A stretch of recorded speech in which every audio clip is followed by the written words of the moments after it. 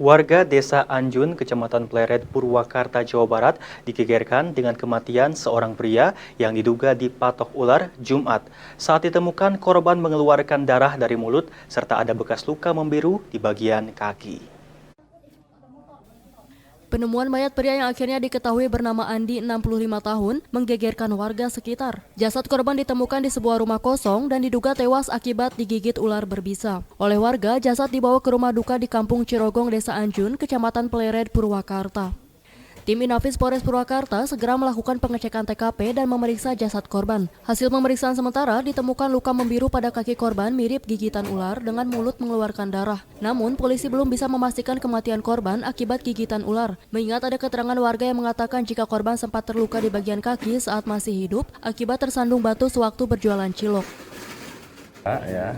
Kita temukan mayat oleh saksi atas nama Sarip di rumah kosong.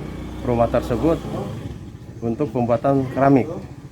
Jadi pemilik rumah juga nggak tahu si bapak itu tidur di situ. Pada saat yang bersangkutan masuk ke rumah mau kerja di sini keramik,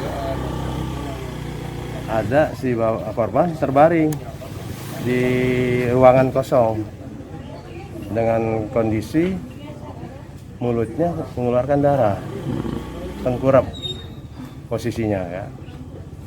Dari sebelumnya kita duga karena di kakinya itu ada kain mengikat luka, perkiraan dipatuk ular. Ternyata luka tersebut, informasi dari saksi 2 hari sebelumnya dia tersandung batu pada saat dia jualan cilok. Dia suka berdagang cilok sehari-harinya. Karena tidak ditemukan ada bekas penganiayaan, pihak keluarga menolak dilakukan otopsi. Pihak keluarga pasrah jika korban meninggal akibat gigitan ular atau meninggal akibat sakit dengan luka di kaki akibat terantuk batu. Korban akan langsung dimakamkan di pemakaman desa setempat. Kasus ini ditangani pihak kepolisian Pleret Purwakarta. Dari Purwakarta, Cipta TV.